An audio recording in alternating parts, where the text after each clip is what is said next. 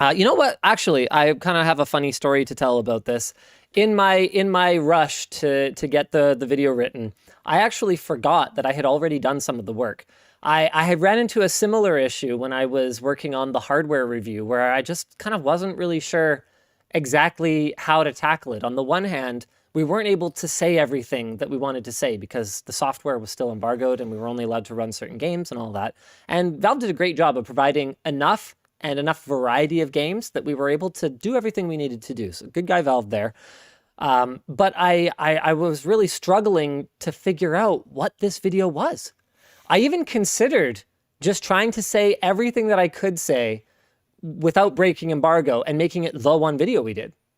Because I felt like the software was changing so fast and was going to continue to change so fast that there wouldn't really be anything for me to say about it. Right. So I ended up writing an intro for the hardware video that I kind of went, no, we're going to make the hardware video just the hardware. And I think there's enough to say about the software that we're going to do a dedicated video about the software.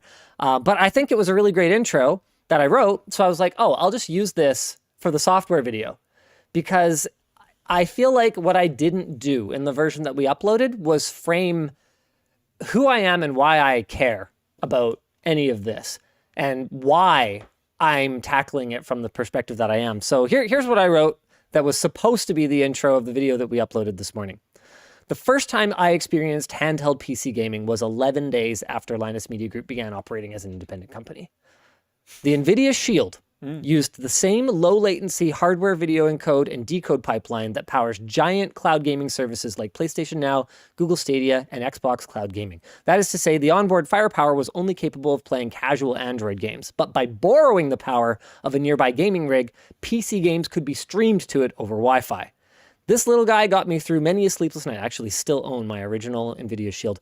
Got me through many a sleepless night sitting in the nursery with my firstborn, where I fell in love with both of them. Steam Big Picture had just launched, and NVIDIA announced partnerships with game developers, including Valve. Did you remember that? That would see major games ported to their new console.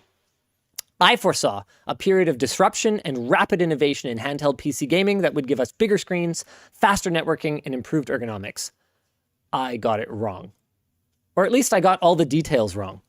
The innovation wouldn't be fast, and the disruptor wouldn't be NVIDIA, and the Shield is a boring box for watching Netflix now. In fact, it flopped so hard that NVIDIA not only never built a successor, oh no, this was an alternate to that paragraph, they gave its name away to a more practical product, their Android TV box. The Shield wasn't bad, it was just almost 10 years too early, and this is its replacement. And so yeah, it took 9 years? No, almost 10 years. So it took over 9 years to go from my first experience of handheld PC gaming to PCs reaching the point where they can be this thin, this small, and you don't even need to rely on a nearby PC to run the games. It's just absolutely phenomenal. So When you do your like I switched thing yeah, for this, is that going to be one video? Is that going to be weekly videos? I think it'll be one video. Okay. Yeah, just one video. I'm going to switch to it for a month, and that's going to affect my gaming choices. Like one thing that happened, one of the things I screwed up was that based on a third-party list of Steam Deck compatible games, I thought that Fable was Steam Deck compatible, and I talked in the video about how I was really excited for that because Fable is. I don't know it's been so long since I've played it that it's hard to say if it would still hold up in this way for me, but it is one of my favorite games. The first one. Launch Fable Anniversary. And so I talked about how like that's one of the first games I'm going to play as part of my switch to Steam Deck.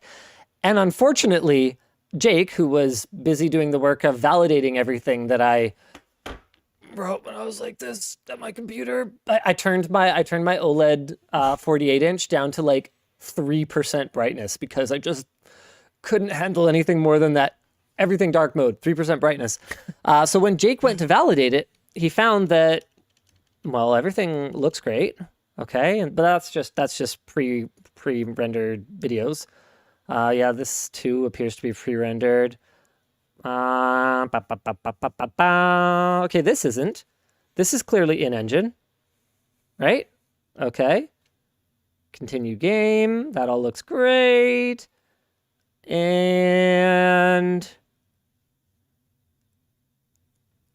loading time surprisingly good for micro SD, although it is an older game. Whoops. Da da da da da da. You guys can probably see the screen artifacts all over everything from here. Check this out. It's Fable in the Matrix. See that? Pretty good. Yeah, eh? that's not great. Yeah, not a great gaming I was experience. wondering what that was when you first brought out the Steam Deck at the beginning of the show. Yeah, and I it's saw all Fable. the sparklies, and I thought it was some like SNES like space game or something. I thought you were emulating something. I didn't realize it was graphical artifacts. Yeah. Yeah, it's pretty nasty.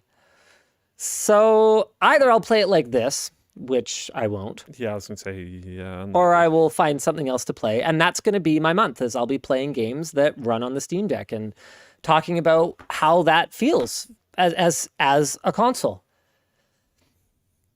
Once I'm done with it, I do still find that I prefer the ergonomics of the Aya Neo, Okay. because it doesn't take up room for the pads that I don't know how much I'm going to use as someone who does have a full-size computer. But I'm gonna have to what see. if you're on the road? I'm gonna have to see if I get used to that. Well, I'm gonna be testing it on the road as one of the first things I do with it, because I'm actually headed to New York in a couple of days. Oh, okay. So I'll be bringing it with me. I'll be playing with it on the plane, and I'm super excited to Steam Deck it up over the next month. Heck yeah. Right. I didn't talk about the critical mass that I think we have to hit for game developers to specifically yes. target the Steam Deck and the Steam platform, as we will now know it. I think that as soon as they hit that 3 to 5, I think 5 is kind of the magic number that I have in my head. As soon as they've got 5 million Steam Decks out there, I think we are going to see developers, because the thing is, you got to understand, game development is not something that happens overnight. You don't see, Valve moved 500,000 Steam Decks in the first quarter and go, this is definitely a thing. Valve has never flubbed yeah, exactly, right? They've never flubbed an initiative before. This is definitely going to have a lasting impact. Let's spend, 2 years in development to build a game targeting this platform. That's not going to happen. I was gonna say, for me, time is almost more important than total amount of shipments. That's fair. Just because, like you just mentioned, Valve has started projects and never iterated on them in the past. That has happened many times. So I would want to see Valve continuing to work on it. I'd love to see a leak of Steam Deck 2. Yeah. If I was a developer, that would be a big moment for me, and I'd be like, okay, cool. I mean, given how much it must have cost to get this custom silicon from AMD, I don't think Steam Deck 2 is coming out. Like, that's the thing. If this was just using off-the-shelf components, Steam Deck 2 probably would already be in development. But it's not. I don't think it would be soon. And so, like a console, the commitment that Valve has made to how many units they have to sell to hit this kind of pricing, because it would also have been priced way higher. I don't think we're going to see an iteration on this for at least 2 to 3 years. Like, there's just... I just think no way. outside of converting current games to being compatible, doing that amount of work, I don't see work originating for games specifically for the Steam Deck being worth it until I see a much more solid commitment long term from Steam. And I'm not trying to fearmonger or dissuade people. It's just, they've dropped a lot of stuff in the past, and I'd want to see some more drive to see this through. That's fair. I think that's totally fair.